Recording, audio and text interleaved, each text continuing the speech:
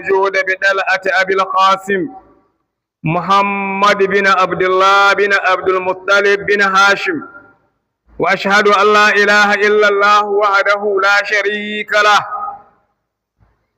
اصطفاه وحبيبه من بين أشرف السلالات وأعرق البيوتات، وأشهد أن سيدنا ونبينا محمدا عبده ورسوله، أما الكون نوره وانتشر رياؤه وزينت لميلاده الأرض والسماوات. اللهم صل وسلم على سيدنا ونبينا محمد أكرم مولود وأشرف مخلوق عند الملك المعبود. كان صلى الله عليه وسلم نعمة الله على كل موجود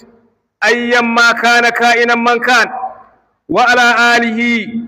وأصحابه ومن تبعهم بإحسان إلى يوم الدين.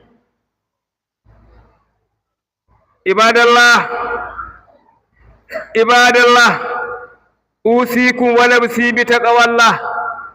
أوصيكم ونفسي بتقوى الله تعالى. أيها المسلمون، إذا استكذنا ليلة القدر عيدا حيث نزل فيه القرآن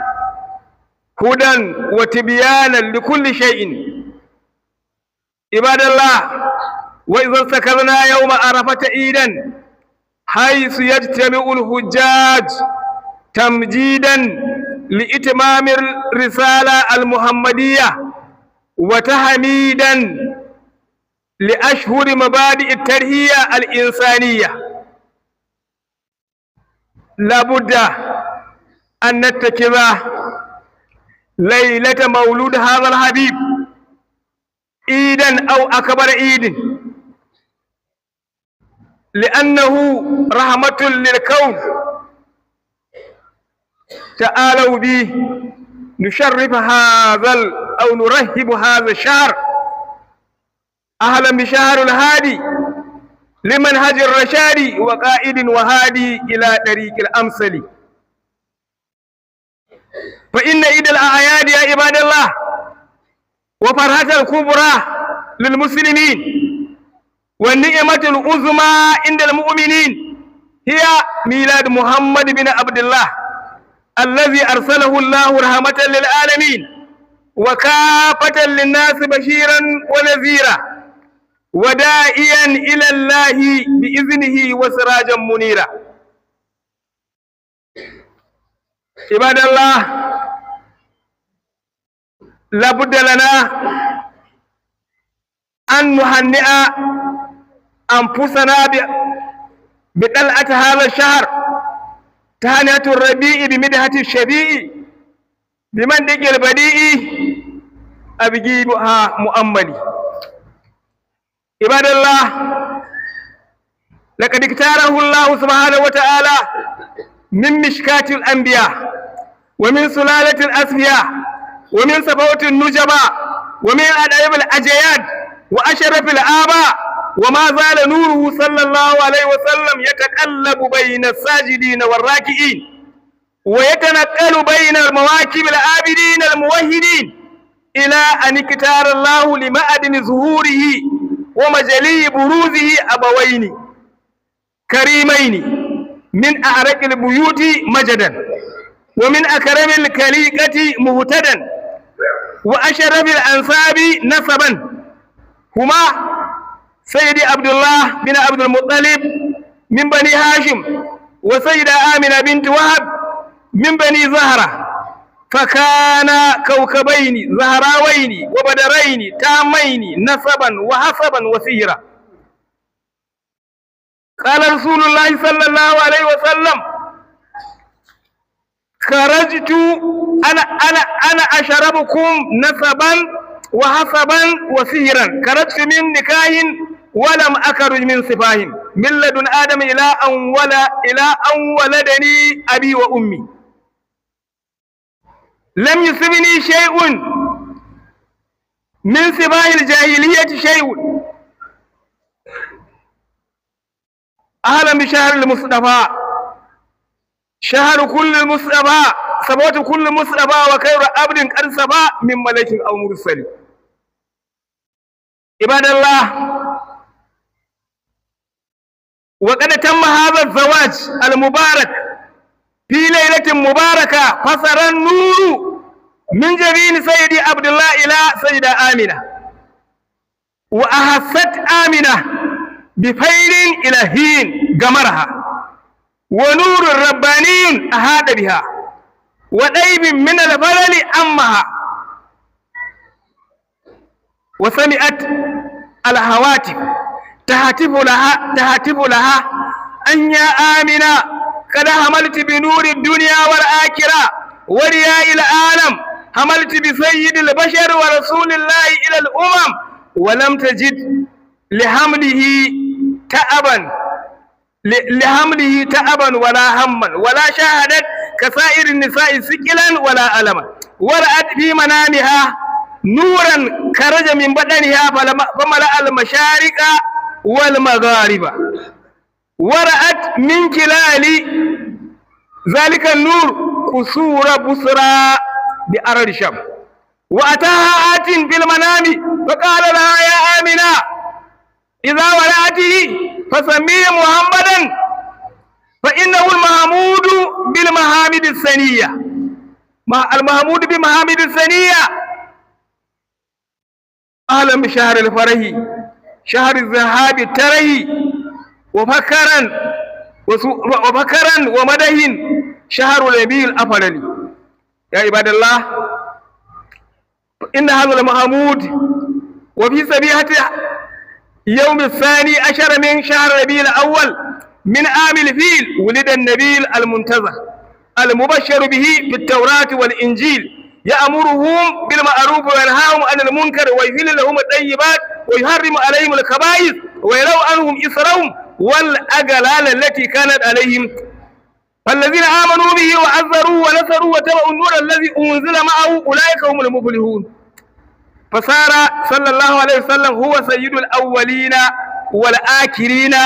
منقذ الأمة من الظلمات إلى النور، ومن الضلال إلى الهدى، ومن الحيرة إلى المعرفة، فطهرنا الله به ولله الحمد من الشرك ودنايا الأكلات، وأعز الأمة وتكلست من سلطة الرؤساء المستبدين، وزالت ببئسته صلى الله عليه وسلم الأحقاد والخصومات، وشعرت الأمة بالعزة والكرامة والحرية، ووراء صلى الله عليه وسلم مبادئ العدل والمساواة والإخاء، فأصبح الناس بفضله صلى الله عليه وسلم إخوانا على سرور متقابلين، يوقر صغيرهم كبيرهم ويرحم كبيرهم صغيرهم. أهلا بيوم الاثنين مولود ثاني الاثنين مبعث سر الكون مقدمه المبجل. عباد الله، أيها المسلمون، إن رسول الله صلى الله عليه وسلم بركة ورحمة للعالم،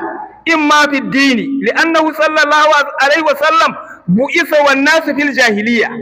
وللالة، وأهل التباين كانوا في حيرة من أمر دينهم لطول مكثهم وانقطاع تواترهم ووقوع الاختلاف في كتبهم، فبعث الله تعالى محمدا صلى الله عليه وسلم حين لم يكن لطالب الحق سبيل إلى الفوز والثواب، فدعاهم صلى الله عليه وسلم إلى الحق وبين لهم سبيل الثواب وشرع لهم الأحكام وميز الحلال من الحرام. وإما كان صلى الله عليه وسلم رحمة في الدنيا كتأكير العذاب على من استعجلها وتطهير محل النجاسة بالماء، وجعلت الأرض له مسجدا وطهورا، وما وجدنا ذلك كله إلا بكونه صلى الله عليه وسلم بركة ورحمة للعالمين. قال سبحانه وتعالى: أعوذ بالله من الشيطان الرجيم، بسم الله الرحمن الرحيم، وما أرسلناك إلا رحمة للعالمين، وما أرسلناك إلا رحمة للعالمين ومبشرا ونذيرا. وقال في موضع آخر: إنا أرسلناك شاهدا ومبشرا ونذيرا لتؤمنوا بالله ورسوله وتعزروه وتوقروه. قال سبحانه وتعالى: النبي أولى بالمؤمنين من أنفسهم وقال صلى الله عليه وسلم لا يؤمن أحدكم حتى أكون أحب إليه من ولده ووالده والناس أجمعين. عباد الله اسمعوا، ولا نجاة في الدنيا والآخرة إلا باتباعه صلى الله عليه وسلم، ولا إيمان إلا بمحبته وتعظيمه وتوقيره وتبجيله صلى الله عليه وسلم. أقول قولي هذا أستغفر الله لي ولكم ولسائر المسلمين من كل ذنب فاستغفروه إنه هو الغفور الرحيم. ما علينا النعمة وجعل أمتنا ولله الحمد خير أمة، وبعث فينا رسولا يتلو علينا آياته ويزكينا ويعلمنا الكتاب والحكمة. أحمده سبحانه وتعالى على نعمه الجمة، وأشهد أن لا إله إلا الله وحده لا شريك له شهادة تقربنا إلى ما يرى الله، وأشهد أن سيدنا ونبينا محمدا عبده ورسوله أرسله للعالمين رحمة، فأولها لنا كل الأمور المهمة وكسه بجوامع الكلم، فربما صلى الله عليه وسلم جمع شتات الحكم والعلوم في كلمة واحدة أو شطر كلمة، فصلى الله عليه وعلى آله وصحابه صلاة تكون لنا نورا من كل ظلمة، وسلم تسليما كثيرا. أهلا بشهر المولد، شهر الأولى والسؤدد، شهر النبي الأحمد، شهر الربيع الأول. عباد الله أذكركم بوجود محبة هذا النبي صلى الله عليه وسلم في جميع أحوالنا، فاتقوا الله يا عباد الله واستبشروا بولادة حبيب الله وصفوة الله وكيرة الله. وفي سبيات يوم الثاني عشر من ربيع الأول استبشر العالم بطلعة خير المولود، فميلاده صلى الله عليه وسلم وبعثته كانت على العالم بردا وسلاما ورحمة ووئاما ونورا وسرورا. صدق الله العظيم حيث قال بسم الله الرحمن الرحيم وما أرسلناك إلا رحمة للعالمين. ولد صلى الله عليه وسلم نزيبا مكهولا مسرورا مستبسم الوجه مقتونا جميل الصورة قوي الجسم، وقد حدثت ذلك قابلة الشباب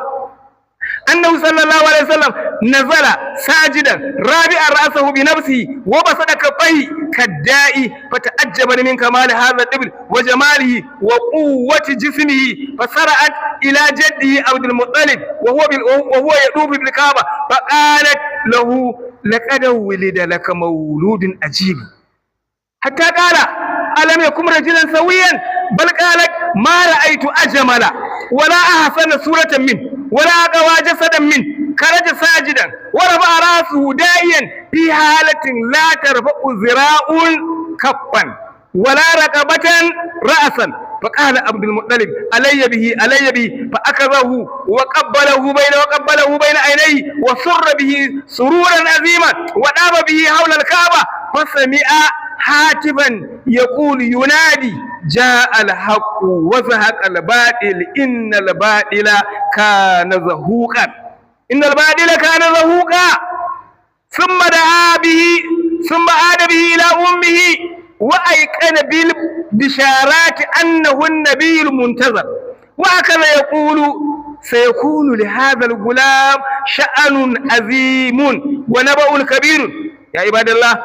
الله إذا أردتم إحياء ذكراه صلى الله عليه وسلم فافرحوا به لكل ما لديكم من الأموال والثياب والطعام، ثم وعملوا بهداه وسيروا على صراطه المستقيم واتبعوا هديه القويم. قد جاءكم من الله نور وكتاب